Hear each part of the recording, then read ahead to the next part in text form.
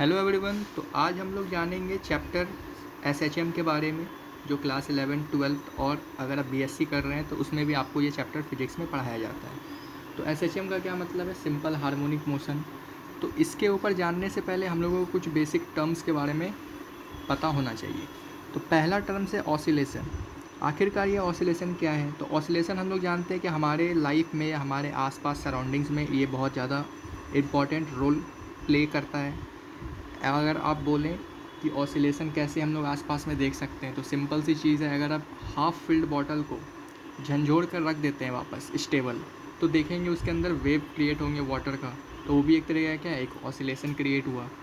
तो ऐसा हम लोग कह सकते हैं कि ऐसा बहुत कम चीज़ होगा जो ऑसिलेट नहीं करता होगा। ठीक है, बहुत कम चीज़ ऐसा जो है हमारे आसपास में हम लोग कह सकते हैं कि वो ऑसिलेट नहीं करता है। ठीक है, आगे बढ़ते हैं हम लोग मोशन के ऊपर। अब जब ऑसिलेशन के बारे में बात करते हैं तो उसमें क्रिएट होने वाले मोशंस के बारे में भी हम लोग डिस्कस करेंगे। तो मोशन भी यहाँ पे दो टाइप्स में बटा हुआ है। तो पहला है पीरियोडिक मोशन, जिसको हम लोग हार्मोनिक मोशन भी बोलते हैं। ठीक है, दूसरा है non repetitive motion. Periodic motion क्या होगा कि एक समय पे वो रिपीट मतलब कि करता ही रहेगा। ठीक है, मतलब कि बैक टू बैक रिपीट होगा। भले उसका फ्रीक्वेंसी धीरे धीरे कम हो जाए लेकिन वो रिपीट करेगा। ठीक है, नॉन रिपीटिव मोशन में क्या होता है कि ये रिपीटेटिव मतलब ये रिपीट नहीं करेगा, एक बार में ही होगा। जैसे कि मान लिया जाए एग्जांपल के रूप में, अगर प्रोजेक्टाइल मोशन की बात करें, अगर एक गन से बुलेट फायर हो रहा है तो वो बुलेट किसी न किसी समय पे जा कर के डाउनवर्ड के मूवमेंट में गिरेगा। ठीक है, तो ये एक तरीके का क्या है, प्रोजेक्टाइल मोशन है। रेक्टिलिनियर मोशन ये भी एक तरीके का क्या है, नॉन रिपीटेटिव मोशन है। तो पीरियोडिक मोशन की जब हम लोग बात करते हैं, जिससे बना है सिंपल हार्मोनिक मोशन, तो पीरियोडिक मोशन के एग्जांपल्स का अगर हम लोग जिक्र करें तो पहला है सिंपल पेंडुलम, जो हम लोग नॉर्मली देख सकते हैं किसी भी एक पेंडुलम क्लॉक में। जो बॉब है वो जो एक पोजीशन से दूसरे पोजीशन पे ऑसिलेट करता है, वो एक एग्जांपल है सिंपल पेंडुलम का। स्प्रिंग मास सिस्टम, अगर किसी भी स्प्रिंग बैलेंस के ऊपर हम लोग वेट रख दें और वो अगर हम लोग ऑसिलेट कराते हैं तो हम लोग उसके अंदर सिंपली देख सकते हैं कि वो अप एंड डाउन ऑसिलेट करता है। ट्यूनिंग फॉर्क में भी ऑसिलेशन क्रिएट होता है, जब हम लोग उसको किसी भी हार्ड ऑब्जेक्ट पे पटकते हैं तो वो भी एक क्या करता है, वाइब्रेशन क्रिएट करता है, फ्रीक्वेंसी जनरेट होता है। अब motion of A hand of a clock, और हमारे घड़ियों में जो मतलब कि हैंड्स होते हैं यानी सुइयाँ जो होती है, वो भी जो मोशन क्रिएट करती हैं, वो भी एक तरीके का क्या है, पीरियोडिक मोशन है। ठीक है, अब पीरियोडिक मोशन की हम लोग बात करते हैं तो पीरियोडिक मोशंस के भी दो टाइप्स हैं।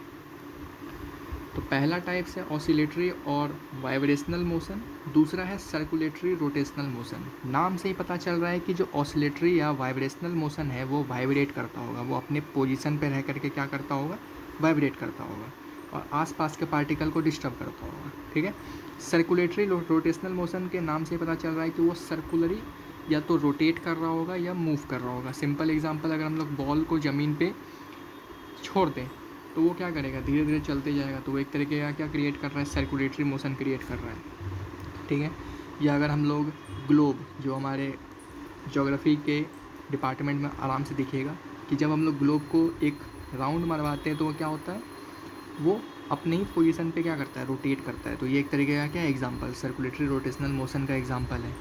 तो ऑसिलेटरी वाइब्रेशनल मोशन क्या है, तो वो up and down, to and fro और बैक और फोर्थ के मूवमेंट में मूव करता है या ऑसिलेट या वाइब्रेट करता है।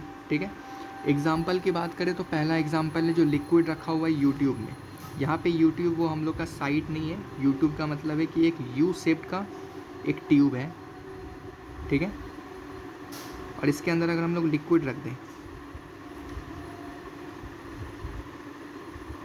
तो ये स्टेबल होने के लिए, अगर हम लोग इसको हल्का सा मिक्स कर दें तो वो स्टेबल होने के लिए क्या करेगा, आपस में ही क्या करेगा, वाइब्रेट करेगा और ऑसिलेट होना शुरू कर देगा। कभी इसका लेवल ऊपर जाएगा, कभी इसका लेवल डाउन आएगा, कभी इसका लेवल ऊपर जाएगा तो कभी इसका लेवल डाउन होगा। तो liquid in YouTube tuning fork में भी क्या होता है, वाइब्रेशनल मोशन होता है। वाइब्रेशन की वजह से ही हम लोग को पता चलता है कि ये एक तरीके का मोशन क्रिएट कर रहा है। सिंपल पेंडुलम में क्या होता है, ऑसिलेटरी मोशन होता है। स्प्रिंग मास सिस्टम में भी ऑसिलेटरी मोशन होता है।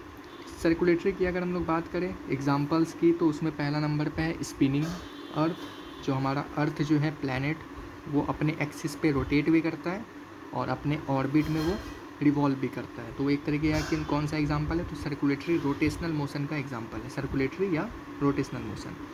दूसरा है motion of the earth around the sun, जो रिवॉल्यूशन हो गया। अब बात करेंगे हम लोग तीसरे टर्म के बारे में, जो है ऑसिलेशन मोशन के बारे में, ठीक है। अब ऑसिलेशन मोशन भी दो टाइप्स में यहाँ बटा हुआ है, जहाँ से हम लोग शुरुआत करेंगे सिंपल हार्मोनिक मोशन के बारे में। तो ऑसिलेशन मोशन जो है वो दो टाइप्स में बटा हुआ है, पहला है सिंपल हार्मोनिक मोशन, दूसरा है कॉम्प्लेक्स हार्मोनिक मोशन। हम लोग बेसिक जानकारी जो ज़्यादातर पढ़ेंगे वो है सिंपल हार्मोनिक मोशन के बारे में। तो सिंपल हार्मोनिक मोशन एक तरीके का ऐसा सिस्टम है जिसके अंदर ऑसिलेशन से रिलेटेड टर्म्स यूज़ किए जाएंगे, ठीक है। एग्जाम्पल के तौर पे हम लोग बोल सकते हैं कि सिंपल पेंडुलम का एग्जाम्पल, जो ज़्यादा एंगल क्रिएट नहीं करता है, मतलब कि उसकी अगर हम लोग एंगल की बात करें तो वो ज़्यादा डिफरेंस क्रिएट नहीं करेगा, स्मॉल एंगल ऑसिलेट करेगा, और हम लोग उसका इक्वेशन भी जानेंगे। वही अगर हम कॉम्प्लेक्स हार्मोनिक मोशन की बात करें तो इसमें भी सिंपल पेंडुलम आता है, लेकिन इसमें जो एंगल क्रिएट होगा ऑसिलेशन के थ्रू वो बहुत ज़्यादा हाइयर होगा, लार्ज एंगल क्रिएट होगा। दूसरा है अर्थक्वेक, ठीक है। ये भी एक तरीके का क्या है, एग्जाम्पल है कॉम्प्लेक्स हार्मोनिक मोशन का। अभी हम लोग पिछले ही टाइप्स में देखे थे कि जो कॉम्प्लेक्स हार्मोनिक मोशन था उसमें ज़्यादातर जो एंगल क्रिएट हो रहा था वो क्या हो रहा था, लार्जर हो रहा था, ठीक है। तो हम लोग इससे पता ये कर सकते हैं कि जब भी कोई ऑब्जेक्ट वाइब्रेट कर रहा हो तो उसकी जो फ्रीक्वेंसी है वो बहुत ज़्यादा हाई होती है, ठीक है। अगर कोई ऑब्जेक्ट ऑसिलेट कर रहा हो, वापस अपने पोजीशन पे भी आता हो, तो उसकी जो फ्रीक्वेंसी होती है वो लो होती है। तो ये एक तरीके से पॉइंट टू रिमेंबर है जो हम लोग को याद रखना चाहिए। अब यहाँ पे एक और दो पॉइंट और आता है कि पहला पॉइंट ये कह रहा है कि जब भी कोई भी ऑसिलेटरी मोशन हो रहा हो और वो अगर पीरियोडिक हो, ठीक है, कोई भी ऑसिलेटरी मोशन पीरियोडिक हो सकता है, लेकिन सारे पीरियोडिक मोशन ऑसिलेशन नहीं करता है। अब इस स्टेटमेंट को प्रूफ कैसे करेंगे कि ये स्टेटमेंट सही है कि गलत है। हम लोग सिंपली ऑब्ज़र्व कर सकते हैं कि जितने भी ऑसिलेशन होते हैं वो पीरियोडिक तो होते ही हैं। हम लोग ये भी जानते हैं कि जितने भी ऑसिलेटरी मोशन है वो एक पीरियोडिक मोशन है, लेकिन जो पीरियोडिक मोशन हो रहा हो, पीरियोडिक मोशन आखिरकार क्या है, तो पीरियोडिक मोशन हम लोग बोल सकते हैं कि अगर किसी टाइम इंटरवल पे वो अगर मूव कर रहा हो या किसी भी एक टाइम इंटरवल पे वो खुद से खुद रिपीट हो रहा हो, ठीक है। फॉर एग्ज़ाम्पल अगर हम लोग ऑसिलेटरी में बात करते थे तो कि वो जो ऑसिलेट हो रहा होता है तो वो टू एंड फ्रो मूवमेंट करता हो, मतलब कि एक पोजीशन से वो मूव करता हो और वो वापस दूसरे पोजीशन में चला जाता है और फिर ये वापस आ जाता है इस पोजीशन पे। तो ये एक तरीके का क्या है, ऑसिलेटरी मोशन। वही अगर पीरियोडिक मोशन में बात करें तो उसमें टू और फ्रो मूवमेंट नहीं होता है। एग्जाम्पल के तौर पे पीरियोडिक मोशन जो सन है, सॉरी जो अर्थ है वो सन के अराउंड चक्कर लगाता है, तो वो एक क्या है, पीरियोडिक मोशन है।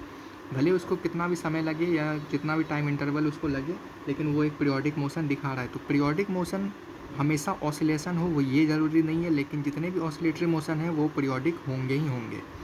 दूसरा पॉइंट कहता है कि जितने भी वाइब्रेशन होते हैं वो ऑसिलेशन ज़रूर दिखाते हैं, लेकिन सारे ऑसिलेशन वाइब्रेशन नहीं होते हैं।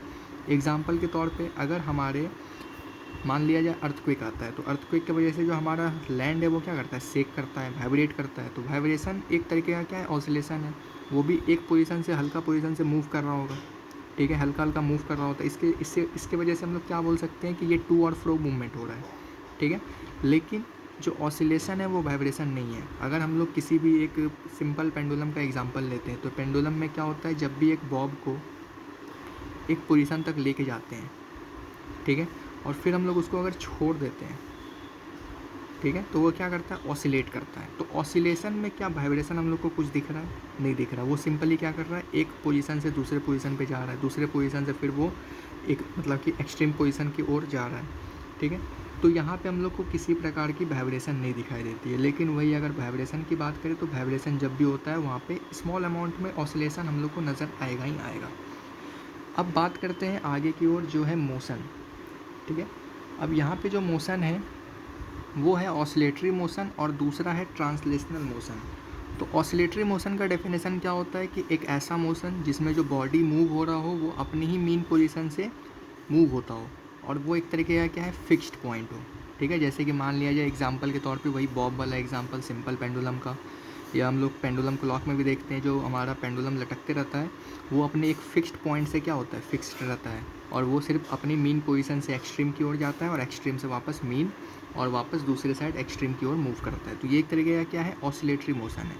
वही अगर हम लोग बात करें ट्रांसलेशनल मोशन में, जिसमें क्या होता है, एक तरीके से बॉडी जो है वो खुद उठ करके एक प्लेस से दूसरे प्लेस की ओर मूव करता हो विद रिस्पेक्ट टू टाइम, इसको हम लोग ट्रांसलेशनल मोशन कहते हैं। तो ऑसिलेटरी मोशन का एग्जांपल की हम लोग बात करते हैं तो पहला एग्जांपल है इन ऑसिलेटरी पेंडुलम, सिंपल सा चीज़ है।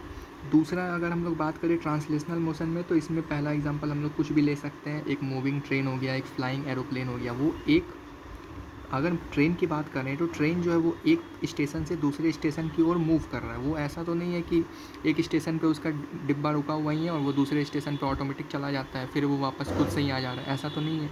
ये क्या कर रहा है, पूरा बॉडी जो है उसका वो खुद जाता है दूसरे स्टेशन पे, यानी कि वो वन प्लेस से अनदर प्लेस पे मूव कर रहा हो, कुछ उसको समय लग रहा है, मतलब कि वो समय के मुताबिक मूव कर रहा है, तो इसको हम लोग ट्रांसलेशनल मोशन कहते हैं। ठीक है, तो यही था इंट्रोडक्शन वीडियो एसएचएम के ऊपर। अब नेक्स्ट पार्ट में हम लोग जानेंगे कि एसएचएम में क्या डिस्प्लेसमेंट का क्या रोल है और आखिरकार क्या डिस्प्लेसमेंट एसएचएम में होता भी है या नहीं होता है। तो तब तक के लिए थैंक्स फॉर वॉचिंग।